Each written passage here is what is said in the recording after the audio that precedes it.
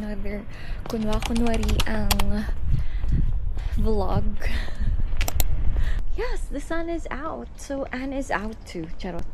So, tinatamad na ako sa bahay. Yesterday, yung start ng Golden Week ko. So, yung Golden Week dito sa Japan, nag-start siya first week ng May. And ito yung isa sa mga hindi talaga magandang month na pagpunta sa Japan kasi very crowded.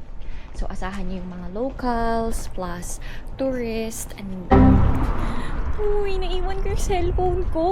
Anyamit tenant, tikas to yan. Naiwan ko siya. So, kailangan ko bumalik. Yes. Nakako na.